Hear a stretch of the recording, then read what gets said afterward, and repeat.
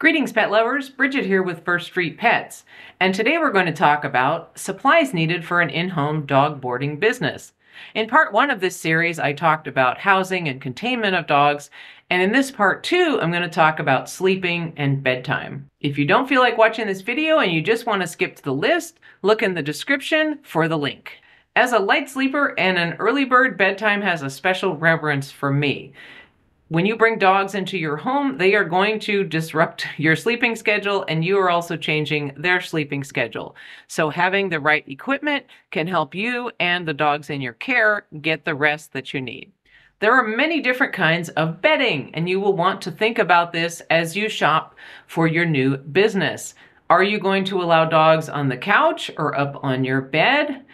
Are they going to be restricted to crates or to bedding on the floor? Or is there going to be a special room or an outbuilding where the dogs sleep? You'll want to think all this through before you start your business.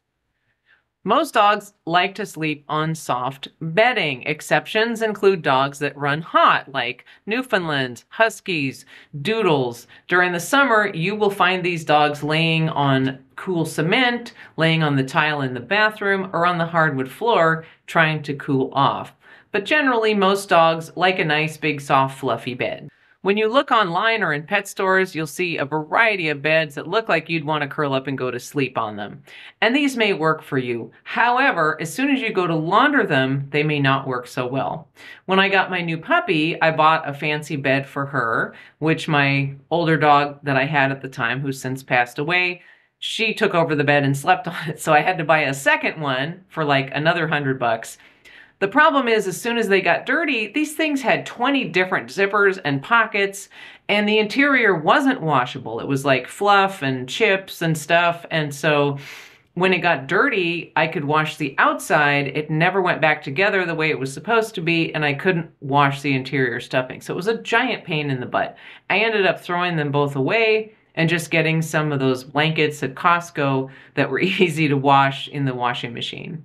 So if you like those kinds of beds and you want them, especially if you have really senior dogs who need soft bedding, what I would suggest is taking them all apart before you use them, wrap the interior bits in plastic so they don't get dirty, put it all back together. That way when you wash it, you can wash the exterior and the interior will stay clean. It won't get pee on it or anything else that's going to smell and ruin it because it's not washable. My go-tos are the sort of fleecy blankets that you can fold up, stack up, make a nice bed, or the crate pads. Now these can be nice actually in a crate, and they are made in all the various sizes of crates, so you can use them in there. You can also use them as standalone beds. What I like about many of these products is that they are one solid piece that you can wash. Now this is the tricky part, because if it's too bulky, it's not going to fit in your washing machine. But if it's too thin, it's not going to be very comfortable. So you see the theme here, washable.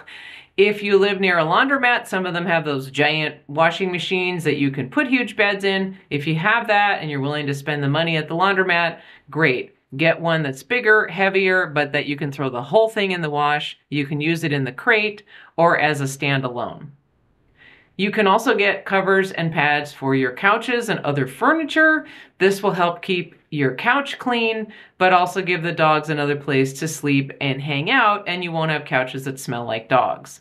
I don't have many rules in my house, but one of them is that I don't allow dogs on the bed. Cats are enough of making a mess and walking across me when I'm trying to rest.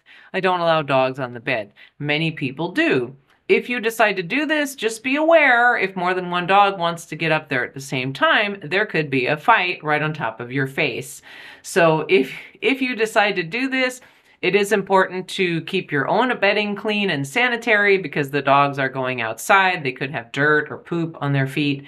So I would recommend one of those covers that is waterproof but looks like a comforter. Thank you very much to my friend for recommending those to me. It looks like a blanket, but it's actually waterproof and you can use it to cover all your bedding. You can start with that. And then on top of that, you can put the blankets or whatever kind of other beds that the dogs would like to sleep in. Heated beds are super nice. My cats love them and dogs will too, especially little dogs like Chihuahuas. Italian Greyhounds, little dogs that don't have a lot of hair or fat, and during the winter that would appreciate having a little extra warmth. Now these come in the kind with lots of pieces like I've already talked about, with sponge padding and backings, and there's a little heating pad in there, so those are nice if you can keep them clean.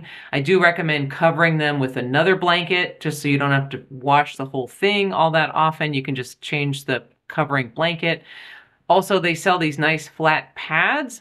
I use them for the cats, but they're also good for dogs. You can buy them in a lot of different sizes. And a good way to keep them clean is just to put them under another blanket. And it's very important with any of these heating element products is to buy ones that are specifically for pets.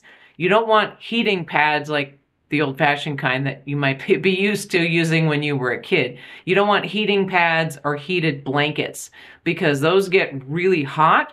And if an animal is old or sick or can't get up and move and make him or herself comfortable, they can actually get burned or get sick from being overheated. So be sure to only purchase the ones that are designed for pets. I hope this has been helpful for you. Stay tuned for the next video in the series, which is all about feeding.